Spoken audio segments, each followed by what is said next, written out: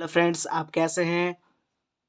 तो आज हम लोग फिर से क्लास 10 मैथ चैप्टर 9 के प्रश्नावली 9.1 के क्वेश्चन नंबर 8 को सॉल्व करेंगे। यह प्रश्नावली बहुत ही इंपॉर्टेंट है। इससे हर साल बोर्ड की एग्जाम में एक प्रश्न आता ही आता है। तो इसे आप देखें, ठीक है, और ध्यान से समझें, यहाँ से कहीं नहीं जाए, आपको अच्छे तरह से समझ में आएगा। इस पूरे वीडियो को ध्यान से देखें, यहाँ से भागना नहीं है। तो चलिए आइए हम लोग 8 नंबर देखते हैं कि क्या कहता है। कहता है कि एक पेंडस्टल के शिखर पर एक 1.6 मीटर ऊंची मूर्ति लगी है। भूमि के एक बिंदु से मूर्ति के शिखर का उन्नयन कोण 60 डिग्री है और उसी बिंदु से पेंडस्टल के शिखर का उन्नयन कोण 45 डिग्री है। पेंडस्टल के ऊंचाई ज्ञात कीजिए। तो यहाँ आप ध्यान दीजिए कि उन्नयन कोण आखिर कहते किस हैं। तो यहाँ देखिए कि उन्नयन कोण हम लोग कहते किसे हैं। तो यह लड़का जब सीधा देखता है तो एक रेखा बनता है जिसे हम लोग क्षैतिज रेखा कहते हैं। और यह लड़का देखिए एक पतंग को देखता है, तो पतंग को इसके आंख के द्वारा पतंग को देखने में एक रेखा बन जाए जिसे हम लोग दृष्टि रेखा कहते हैं। यह लड़का जब क्षैतिज रेखा से ऊपर की ओर देखे यानी दृष्टि रेखा की ओर, तो उनके बीच एक कोण बनता है जिसे हम लोग उन्नयन कोण कहते हैं। तो यहाँ बोलता है कि एक पेंडस्टल के शिखर पर एक 1.6 मीटर ऊंची मूर्ति लगी है। तो यहाँ देखिए कि हम एक पेंडस्टल बना चुके हैं। ये देखिए लाल कलर का जो है वो पेंडस्टल है, ठीक है, पेंडस्टल है ये लाल कलर वाला। इसके ऊपर 1.6 मीटर लंबी एक मूर्ति, ये देखिए ग्रीन कलर का आपको ये मूर्ति दिख रहा होगा, मूर्ति लगी है। अब भूमि के देखिए इधर भूमि के एक बिंदु से मूर्ति के शिखर, शिखर यानी देखिए ये सबसे ऊपर वाला चोटी, ठीक है, शिखर का मतलब ये सबसे ऊपर वाला चोटी। तो भूमि के एक बिंदु से मूर्ति के शिखर का उन्नयन कोण, ठीक है, 60 डिग्री है। तो देखिए 60 डिग्री यानी कि देखिए भूमि के एक बिंदु से यह जो मूर्ति का शिखर है इसका जो उन्नयन कोण है वो 60 डिग्री है और उसी बिंदु से पेंडस्टल के शिखर का उन्नयन कोण 45 डिग्री है। देखिए इसी बिंदु से क्या ये जो पेंडस्टल है इसका यहाँ पे शिखर होगा, सबसे चोटी जो ऊपर होगा उसका जो उन्नयन कोण है हमारा 45 डिग्री है। तो हम लोग को निकालना है पेंडस्टल की ऊंचाई ज्ञात कीजिए, ठीक है। तो सबसे पहले हम लोग क्या करेंगे कि इसका नाम लिख लेते हैं। जैसे कि इसका नाम लिखते हैं ए बी सी और डी, ठीक है। तो हम लोग सबसे पहले चलेंगे, जो दिया हुआ है उसे हम लोग लिख लेंगे। तो चलिए आइए हम लिख लेते हैं। तो ध्यान दीजिएगा दोस्तों, हम लोग को ज़्यादा कुछ यहाँ पे नहीं लिखना है। बस हम लोग को लिखना है कि ये जो पेडस्टल है ना इसका ऊंचाई को ए बी हम लोग माने हैं। पेडस्टल ए बी है तो ए बी को हम लोग यहाँ पे मान लेते हैं कि ये क्या है, एक्स है, ठीक है। तो हम लोग यहाँ पे लिखेंगे कि माना कि पेडस्टल की ऊंचाई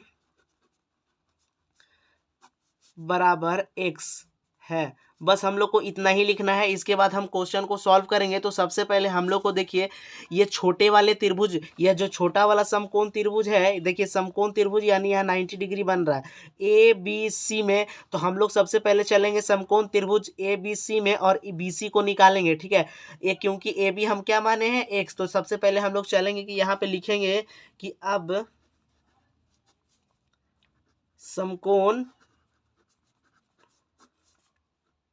त्रिभुज ए बी सी में, और यहाँ ध्यान देना है कि हम लोग छोटे वाले त्रिभुज में चल रहे हैं। तो ए बी सी यानी कि यहाँ देखिए जो पेंडस्टल का शिखर का उन्नयन कोण है वो हमारा 45 डिग्री है इधर बिंदु से, ठीक है। तो ये जो 45 डिग्री के सामने वाली यानी कि कोण के सामने वाला को हम लोग भुजा को पी बोलते हैं यानी परपेंडिकुलर, जिसे हिंदी में हम लोग लंब बोलते हैं। और कोण के साथ में यानी कि साथ में जो भुजा होता है उसे हम लोग आधार यानी बी से बेस से सूचित करते हैं, बी से सूचित करते हैं, ठीक है। तो कोण के सामने वाली भुजा पी और बी, हम लोग को ये बी सी निकालना है। तो हम लोग देखेंगे कि पी और बी किस त्रिकोणमितीय का अनुपात है, ठीक है। तो चलिए आइए देखते हैं कि पी और बी किस त्रिकोणमिति का अनुपात है। तो यहाँ देखिए पी और बी एक tan थीटा का अनुपात है और cot थीटा का अनुपात है, पी और बी। तो हम लोग tan थीटा से बनाएंगे। यहाँ पे हम लोग लिखेंगे क्या, यहाँ पे लिखेंगे कि tan थीटा बराबर पी बाई बी, ठीक है। हम लोग tan थीटा बराबर पी बाई बी लिखे हैं। अब देखना है कि थीटा का मान कितना हम लोग था, 45 डिग्री। तो हम लोग थीटा का मान लिखेंगे tan 45 डिग्री बराबर, अब लिखना है कि पी हम लोग किसको माने थे, ए बी भुजा को। तो हम लोग यहाँ पे लिख लेंगे ए बी बाई, देखिए जो बी है वो बी सी है तो यहाँ लिख लेंगे बी सी। तो 45 डिग्री का मान हमारा कितना होता है, तो 45 डिग्री का मान देखिए कि हम लोगों का 45 डिग्री का मान कितना होगा, tan 45 डिग्री का मान 1 होता है, तो हम लोग यहाँ tan 45 डिग्री का मान कितना होता है लिखते हैं। उसके पहले हम लोग ए बी क्या दिया हुआ है, देखिए ए बी को हम लोग एक्स माने थे, तो इसके लिख लेते हैं एक्स, और बी सी हमें पता नहीं है। तो 45 डिग्री का हमारा मान देखिए, फिर से एक बार देखिए, tan 45 डिग्री का मान हमारा 1 होगा, तो हम यहाँ 45 डिग्री की जगह क्या लिख लेंगे 1, और यहाँ पे x है और ये क्या है बी सी, तो 1 के नीचे कुछ नहीं है तो क्या होगा हमारा 1, तो 1 को जब x से गुना करेंगे तो हमारा क्या आएगा, जब हम 1 को x से गुना करेंगे तो x आएगा, और 1 को bc से गुना करेंगे तो bc आएगा, यानी कि जो हमारा bc है वो x मीटर आ चुका है। ठीक है, यानी जो bc है वो कितना आ चुका है हमारा x मीटर। तो यहाँ ध्यान दीजिएगा कि यह जो bc है वो x मीटर हमारा आ चुका है, तो यहाँ लिखते हैं x मीटर, और इसे हम लोग समीकरण 1 मान लेंगे। ठीक है, इसे हम लोगों को समीकरण 1 मान लेना है। उसके बाद क्या करना है कि अब बड़े वाले त्रिभुज में चलेंगे, यानी कि त्रिभुज समकोण त्रिभुज DBC में। ठीक है, तो यहाँ पे हम लिखते हैं कि पुनः समकोण त्रिभुज DBC में। ठीक है, हम लोग पुनः समकोण त्रिभुज DBC में चलेंगे, और देखिए कि इस बड़े भुजा को निकालने का कोशिश करेंगे DB को। ठीक है, क्योंकि DB में यदि हम AB को माइनस कर दे तो हमारा इसका ऊंचाई क्या करेंगे कि, फिर से देखिए, यदि हम DB में क्या कर दे कि AB को माइनस कर दे, यदि DB में हम लोग AB को निकालना है तो DB में यदि DA को माइनस करेंगे तो AB हमारा क्या होगा, निकल जाएगा। तो चलिए हम लोग इसमें क्या करेंगे कि देखिए, बड़े वाले त्रिभुज का ये बड़ा वाला कोण है। ठीक है, यानी कि मूर्ति के शिखर का ये 60 डिग्री का कोण बनता है, उन्नयन कोण। तो हम लोग देखिए डिग्री 60 डिग्री के सामने वाला को P बोलेंगे, यानी DB भुजा को P, और जो साथ में भुजा है BC उसे B। तो देखेंगे कि P/B किस त्रिकोणमिति का अनुपात है, तो फिर से हम लोग tan थीटा ही लगाते हैं। P/B tan थीटा में आता है और P/B cot थीटा में, तो हम लोग tan थीटा से फिर से बनाएंगे। फिर लिखेंगे यहाँ पे क्या लिखेंगे हम लोग, tan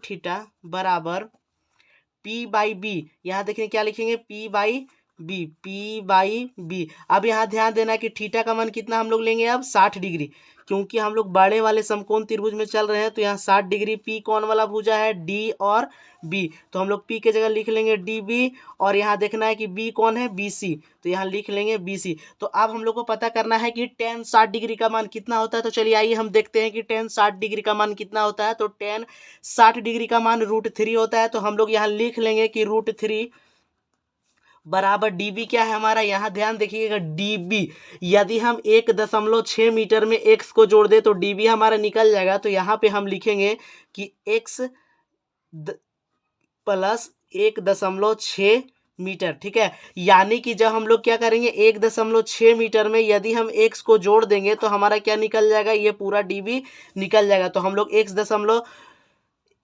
x में जोड़ दिए हैं 1.6 मीटर को। ठीक है, तो यहाँ पे ध्यान देना है कि BC हम लोग का दिया हुआ नहीं है, तो BC हमारा दिया हुआ नहीं है, √3 के नीचे कुछ नहीं है तो 1 है। तो जब इसको गुना करेंगे तो हमारा कितना आएगा, 1.6 प्लस x ही हमारा आएगा, यानी कि इसको उल्टा भी लिखे तो एक ही बात है। ठीक है, तो 1.6 प्लस x मीटर ही आएगा हमारा। जब √3 को BC के साथ गुना करेंगे तो हमारा कितना आएगा, यहाँ ध्यान देना है कि √3 इंटू BC, तो यहाँ गुना में है √3, तो इधर भेजेंगे तो क्या चीज में आएगा हमारा, भागा में। तो इधर जब हम लोग भेजेंगे तो इधर आ जाएगा हमारा भागा में, क्योंकि उधर गुना में है तो इधर आएगा हमारा क्या चीज में, भागा में। तो BC जो है हमारा कितना आया, 1.6 प्लस x बाई √3। ठीक है, तो यहाँ देखिए कि BC जो है ना, ये जो पूरा ये वाला जो वर्ड है, यानी कि ये जो संख्या है ये BC के क्या है, बराबर है। और यहाँ देखिए कि हम लोग यहाँ पर भी निकाले थे कि BC x मीटर है, तो यानी कि जो x मीटर होगा वो इसके बराबर होगा, क्योंकि BC के बराबर ये है और यहाँ BC के बराबर x है, तो x होगा जो इसके क्या होगा, बराबर होगा। तो पहले हम लोग BC को समीकरण 2 मान लेंगे। ठीक है, तो इसे हम लोग समीकरण 2 मान लेते हैं। तो x यानी कि BC x के बराबर है, और यहाँ पर भी जो निकाल रहे हैं वो BC के बराबर ये है, तो यानी कि x बराबर होगा इसके। तो हम लोग लिखेंगे कि समीकरण 1 तथा 2 से। ठीक है, तो हम लोग यहाँ पे देखिए लिखते हैं कि समीकरण 1 तथा 2 से, तो हम लोग लिखते हैं कि समीकरण 1 तथा 2 से, तो यहाँ हम लोग लिखेंगे समीकरण 1 तथा 2 से। क्या होगा समीकरण 1 तथा 2 से, तो यहाँ आप ध्यान से समझिएगा कि देखिए BC जो है ना x के बराबर है और यहाँ BC इसके बराबर है, यानी कि जो ये x होगा इस संख्या के क्या होगा, बराबर होगा। तो हम लोग क्या लिखेंगे कि x बराबर होगा 1.6 प्लस 8 √3 मीटर के, ठीक है। समीकरण 1 तथा 2 से ये क्या चीज हो जाएगा, हमारा बराबर होगा। तो यहाँ पे देखना है कि x के नीचे कुछ नहीं है तो क्या है, 1 है। तो 1 को जब इससे इंटू करेंगे, अब तीछा तीछा गुना करेंगे तो क्या आएगा, यही हमारा वापस आएगा। यहाँ देखिए 1.6 plus x equal to x को जब √3 से गुना करेंगे तो √3x आएगा। तो अब क्या करना है हम लोग को, देखिए यहाँ पे चर क्या है, इधर इधर देखिए चर समान, इधर भी एक चर है, यानी कि समान वाला पद को क्या भेजेंगे उधर। तो इधर x प्लस में है तो उधर जाएगा तो क्या चीज में जाएगा, हमारा माइनस में, ठीक है। इधर प्लस में है तो उधर जाएगा तो हमारा माइनस में जाएगा। अब यहाँ करना क्या है कि यहाँ ध्यान से देखना, 1.6 होगा यहाँ पर मीटर। उसके बाद देखिए यहाँ पे x कॉमन निकल रहा है, हमारा क्या निकल रहा है, कॉमन। तो x को लेंगे कॉमन, ठीक है। तो कॉमन लेने के बाद हमारा क्या बच जाएगा यहाँ पे √3, और यहाँ x ले लिए तो क्या बच रहा है, कुछ नहीं तो 1, तो यानी कि -1। अब क्या करना है, देखिए x के साथ ये जो √3 -1 है वो क्या चीज में है, गुना में हमारा। तो जब ये गुना में है तो इधर भेजेंगे तो क्या चीज में आ जाएगा, हमारा भागा में, यानी कि 1.6 इधर गुना में है, इधर आएगा तो √3 -1 इक्वल x, ऐसे आएगा, ठीक है। यानी कि x का जो मान है हमारा ये निकला। अब यहाँ पे हम हर का परिमेयकरण करेंगे। तो हर का परिमेयकरण करने के लिए क्या होता है कि 1.6 और √3 -1 आया है, तो हर का परिमेयकरण में जो हर में संख्या होता है उसको एक बार ऊपर भी गुना करते हैं और एक बार नीचे भी गुना करते हैं। तो यहाँ जब हर का परिमेयकरण करते हैं तो जब नीचे वाला यानी कि हर माइनस में होता है तब हम लोग गुना प्लस वाले के साथ करते हैं। देखिए कैसे, यहाँ पे √3 हो जाएगा, यहाँ -1, यहाँ पे √3 -1। ऐसे तो दोनों के साथ गुना नहीं करना है क्योंकि ये माइनस में है, तो जब गुना करेंगे दोनों के साथ तो प्लस कर देंगे, क्योंकि साइन चेंज हो जाता है जब हर माइनस में रहता है और हम लोग हर का परिमेयकरण करते हैं तब। तो यहाँ पे ध्यान देना है कि √3 यानी कि देखिए यहाँ पे अच्छे से ध्यान देना है कि जब 1.6 से गुना होगा √3 + 1 तो यहाँ पे आएगा 1.6 √3 + 1, ठीक है। उसके बाद देखिए √3 से √3 एक एक गुना करते कि √3 से √3 गुना होगा तो क्या होगा, रूट हट जाएगा तो 3। अब प्लस इंटू माइनस तो क्या होगा, माइनस। 1 से 1 1 × 1 क्या होगा, 1। तो अब यहाँ हमारा x बराबर क्या होगा कि 3 में से 1 जाएगा तो 2 होगा, और 1.6 √3 + 1 मीटर, ठीक है। तो ये हमारा मीटर में आया है। तो यहाँ पे क्या करना है कि देखिए 2 से 1.6 को जब हम लोग काटेंगे तो 0.8 बार में ये कटेगा। तो यानी कि x का जो हमारा मान आया है, यानी जो पेंडस्टल का ऊंचाई है वो 0.8 इंटू √3 + 1 मीटर हमारा क्या है, आंसर है। तो अब हम लोग लिखेंगे कि अतः, यहाँ पे देखिए अतः, क्योंकि हम लोग पेंडस्टल के ऊंचाई को क्या माने थे, यहाँ ध्यान से देखिएगा कि माना कि पेंडस्टल की ऊंचाई x है और x का मान हमारा कितना आया, 0.8 है, और इंटू √3 + 1 मीटर आया, ठीक है। यहाँ पे देखिए x का मान कितना आया है, ये। तो यानी कि यही हमारा क्या है, पेंडस्टल का ऊंचाई है। तो अतः पेंडस्टल की ऊंचाई बराबर कितना आया हमारा, 0.8 3 + 1 मीटर आया है, ठीक है। तो यही हमारा आंसर है। तो यदि आपको वीडियो पसंद आया होगा तो लाइक और सब्सक्राइब जरूर करें। फिर से मिलते हैं एक नए वीडियो के साथ, तब तक के लिए जय हिंद।